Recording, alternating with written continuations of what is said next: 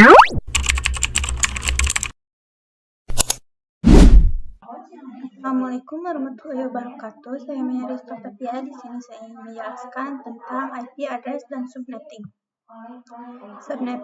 Subnetting adalah upaya atau proses untuk memecah sebuah network dengan jumlah host yang cukup banyak menjadi beberapa network dengan jumlah host yang lebih sedikit.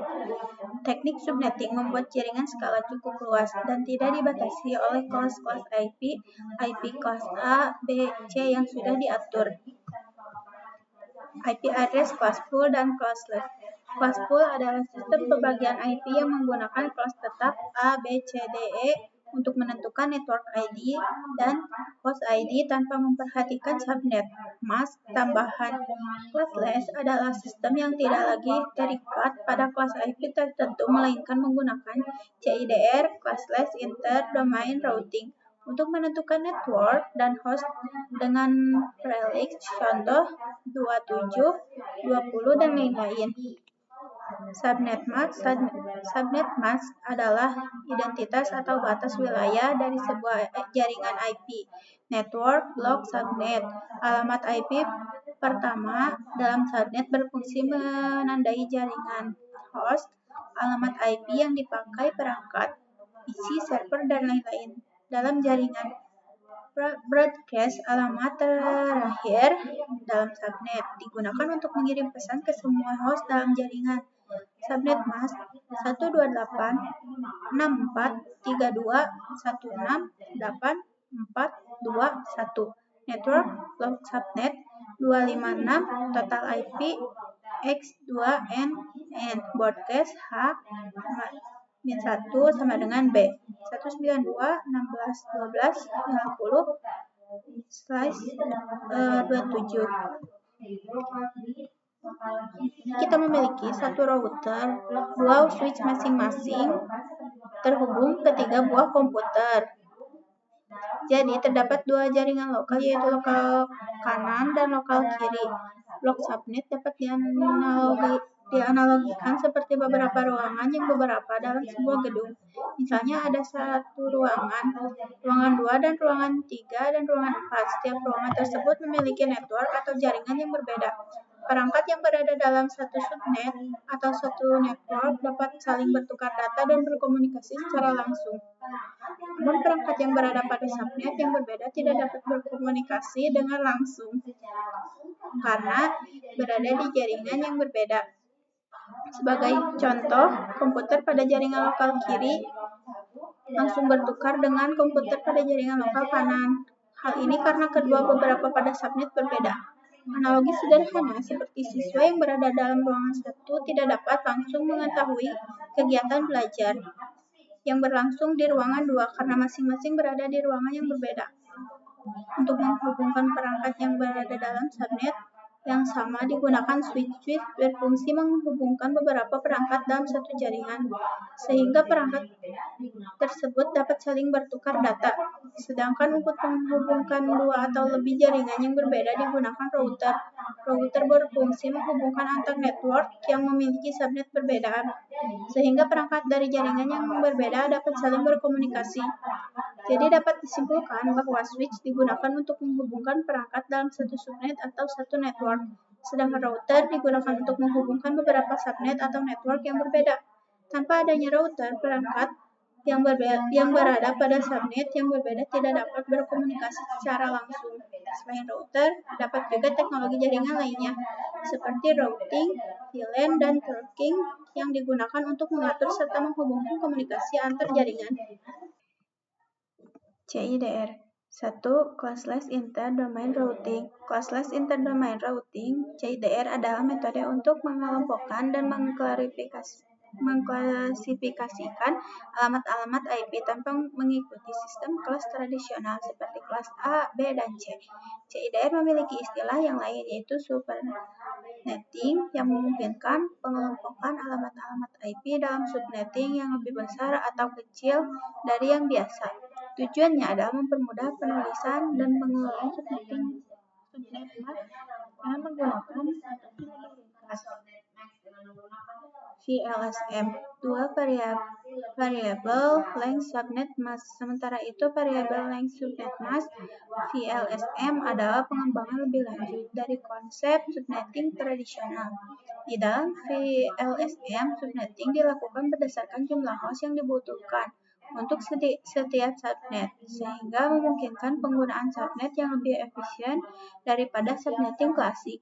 Pada VLSM, setiap subnet bisa memiliki ukuran subnet mask yang berbeda tergantung pada jumlah host serta sesuai dengan kebutuhan masing-masing subnet tersebut. Hal ini memungkinkan untuk penggunaan IP address yang lebih efisien dalam jaringan yang besar dan kompleks. Baik teman-teman, sebelum kita mempelajari CIDR, kita lihat dulu struktur dari IP address. Di sini kita tahu bahwa IP P4 terdiri dari 32 bit yang dibagi menjadi 4 oktet. Setiap oktet terdiri dari 8 bit, sehingga jika dijumlahkan menjadi 8 bit dan ditambahkan 8 bit, hasilnya adalah 32 bit. Contoh format IP address yaitu 192.168.1.1. Setiap angka pada IP address merupakan bilangan desimal dengan rentang nilai 0 sampai 255. Selanjutnya kita bahas mengenai prefix atau slash. Misalnya pada penulisan 192.168.1.1/24. Angka 24 yang berada setelah tanda garis miring disebut prefix. Prefix ini merupakan jumlah bit yang digunakan sebagai identitas jaringan atau network, sekaligus menentukan ukuran subnet dan jumlah alamat IP yang tersedia dalam jaringan tersebut. Contoh prefix yang sering digunakan yaitu /24, /25, /26, /27 sampai /30. Selanjutnya kita masuk ke pembahasan mengenai classful dan classless. Sebelum ada CIDR, sistem pengalamatan IP menggunakan konsep classful. Pada konsep ini, jaringan dibagi menjadi beberapa kelas, yaitu kelas A, kelas B, kelas C, kelas D, dan kelas E. Untuk kelas A digunakan pada jaringan yang sangat besar.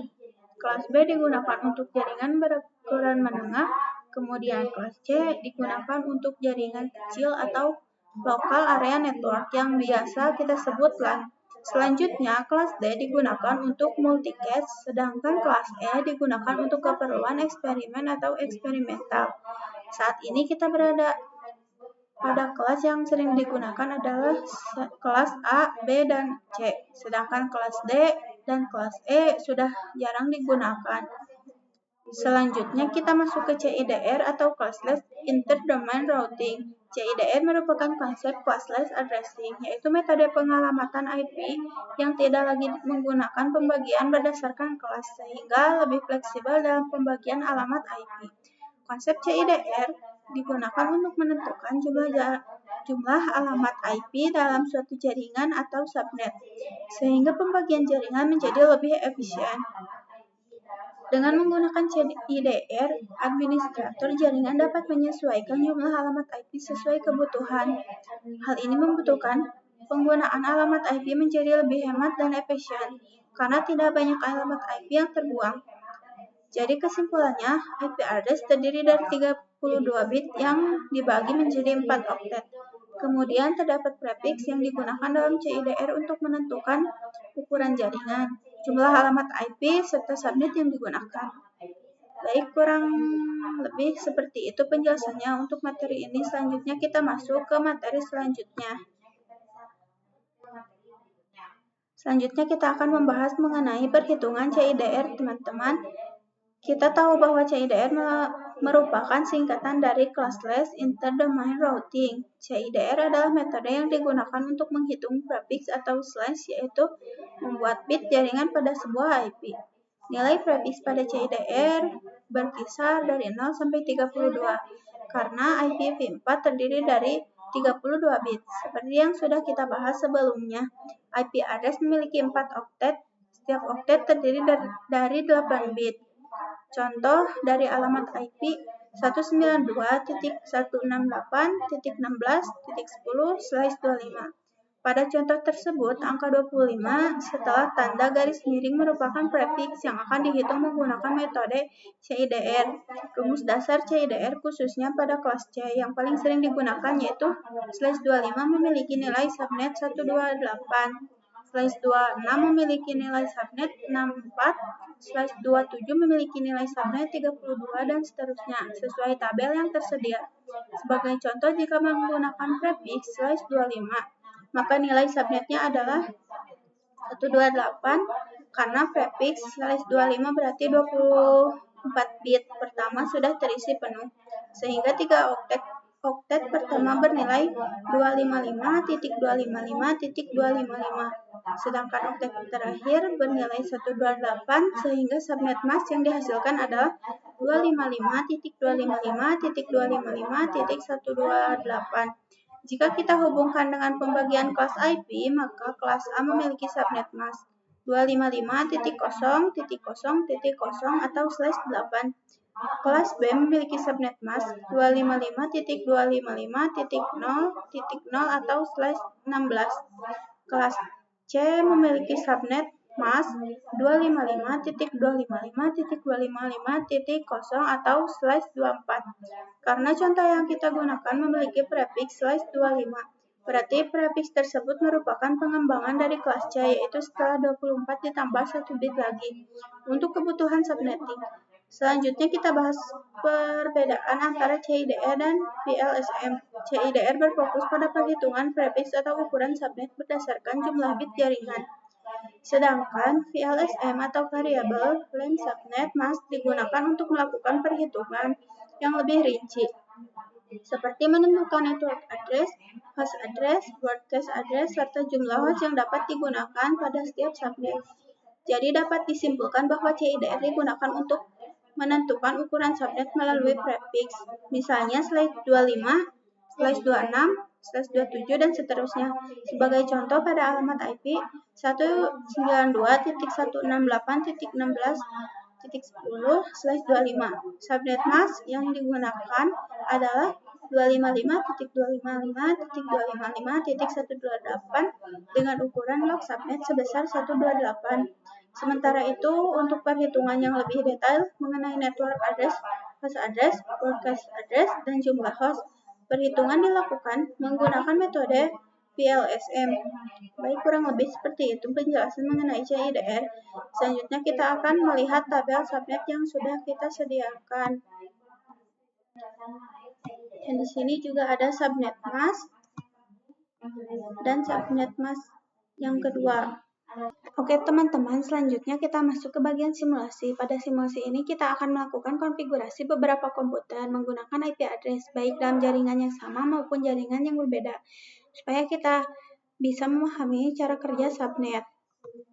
Lalu di sini kita tambahkan dulu PPC 0 dan PPC 1. Di sini kita masuk dulu ke desktop. Lalu pilih IP konfigurasi.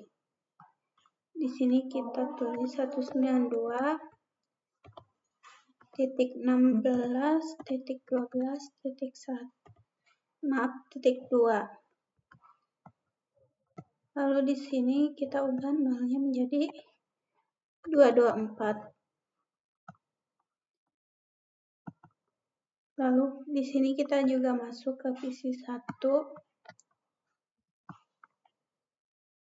Untuk PC 1 kita isi alamat 192.16.12.1.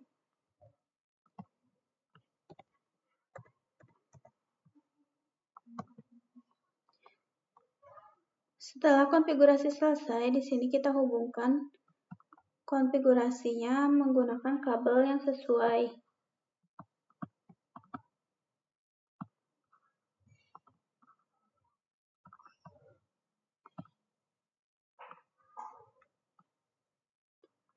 Selanjutnya kita akan pengujian koneksi. Kita masuk ke command prompt.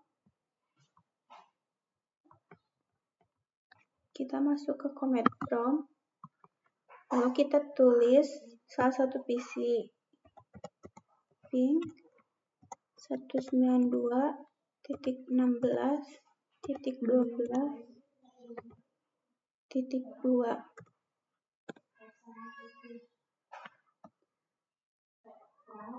Oke, lalu di sini kita coba juga ping 192.16.12.1.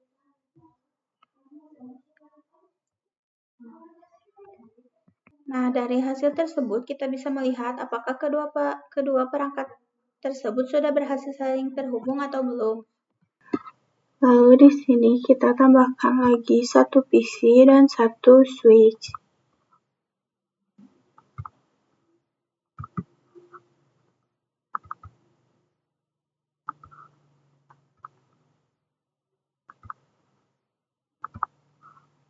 Lalu ini kita hapus dulu kabelnya.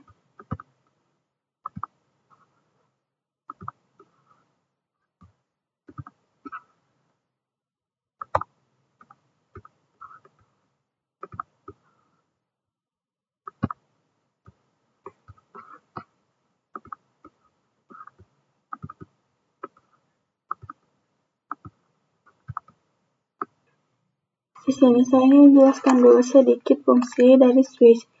Switch yaitu digunakan untuk menghubungkan banyak perangkat dalam satu jaringan. Namun switch hanya dapat meneruskan komunikasi antar perangkat yang berada dalam jaringan yang dapat dijangkau secara langsung.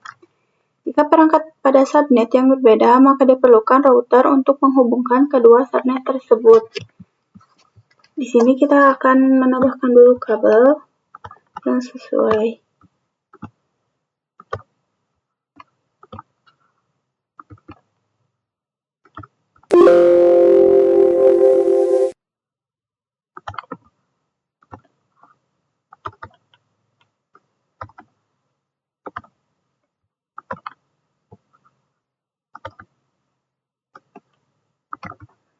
Lalu di sini kita masuk ke PC2, desktop, dan IP.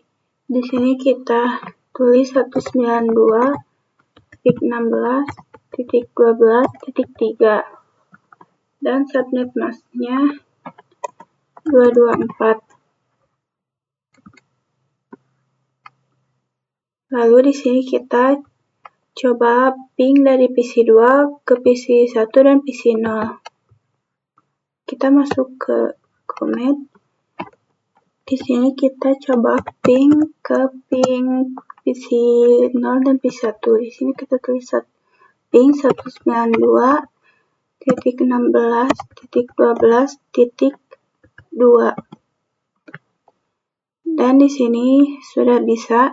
Kita coba ke PC0, ping 192.16.12.1. Dan ini juga sudah bisa. Dan di sini kita cek dari PC0 apakah bisa ping ke PC2.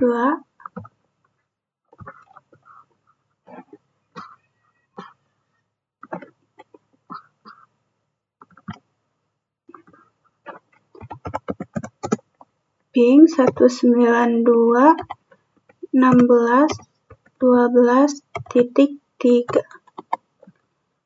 Dan ini juga sudah bisa. Di sini kita akan coba merubah IP-nya. Bisa kita lihat di sini IP-nya 12.1. Di sini kita akan coba di PC2 kita rubah angkanya. Di sini saya ingin rubah menjadi 34. Lalu kita coba ping dari PC tadi. Tadi yang bisa PC0 kita coba.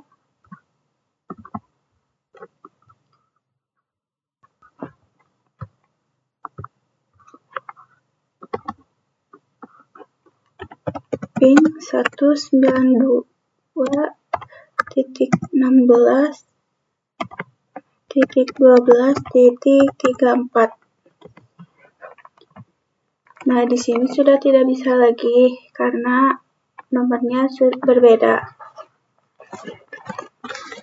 Kesimpulannya, IP dalam blok subnet yang sama dapat saling berkomunikasi, seperti yang 1, 2, dan 3 itu bloknya sama. Jadi dapat saling berkomunikasi antara perangkat satu dan perangkat lainnya. Berbeda kalau blok subnetnya berbeda, tidak dapat saling berkomunikasi meski subnet masknya sama. Subnet mask itu yang ini. Nah, subnet mask, jika subnet masknya sama dari IP 1 sampai 3 sama, tapi IP-nya berbeda, itu tidak bisa saling connect. Di sini kita masih memakai switch, belum menambahkan router, jadi di sini saya ingin menambahkan. Di sini saya sudah menambahkan 3 PC, 1 switch, dan 1 router. Masing-masing PC sudah saya isikan IP. Kalau PC 0 sampai PC 2 saya isikan 1, 2, dan 3. Kalau untuk PC 3, 4, dan 5 saya isikan 3, 3, 3, 4, dan 3, 5. Di sini kita akan coba ping, misalnya dari PC 33 ke 35.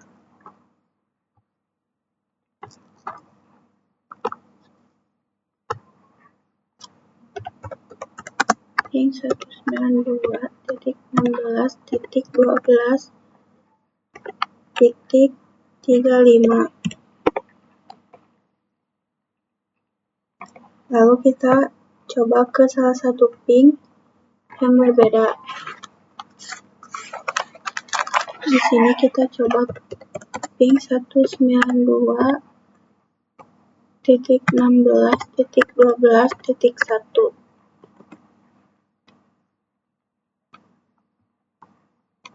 Nah, sudah dipastikan di sini tidak bisa.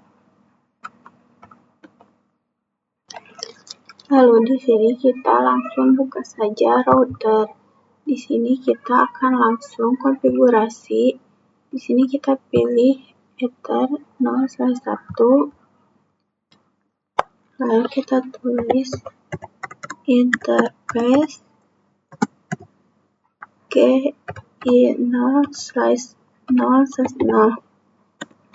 Enter IP address 192.168.255.255.254. Lalu enter.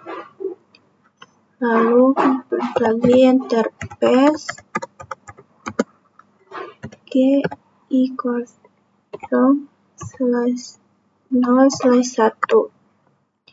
Enter, lalu IP address 192.168.12.62. 255.255.254. Lalu enter. Lalu di sini kita masuk ke PC 1. Lalu kita di sini ubah default gateway-nya menjadi 192.16.12.30.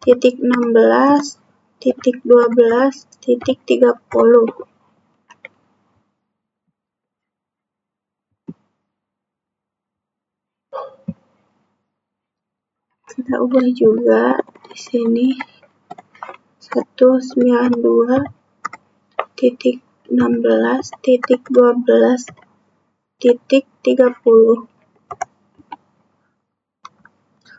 Untuk PC 2 juga sama.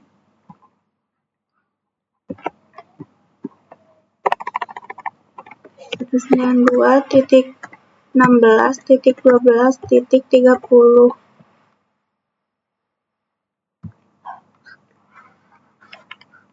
Lalu di sini kita masuk ke PC 3. Kita ubah default gateway-nya menjadi 192.16.12.62. Untuk PC 4 dan PC 5 juga sama. 192.16.12.62. Dan yang terakhir PC 5 192.16.12.62. Nah, sudah, lalu di sini kita coba ping dari blok 1 ke blok 2. Di sini kita buka commit.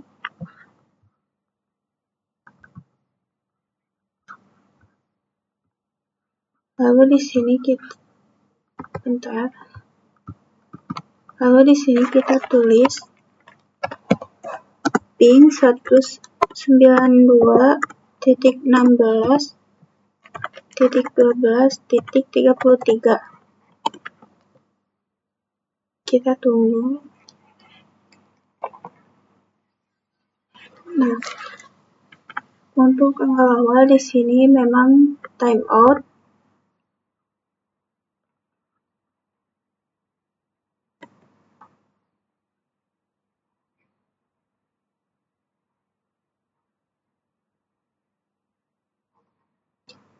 Nah, ini sudah jadi request timeout. Lalu kita coba lagi untuk PC blok kedua. Kita coba ping 192.16.12.1. Enter.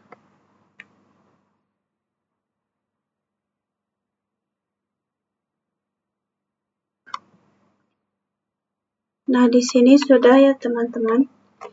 Jadi mungkin cukup sekian dari saya. Mohon maaf ya ada kesalahan. Wassalamualaikum warahmatullahi wabarakatuh.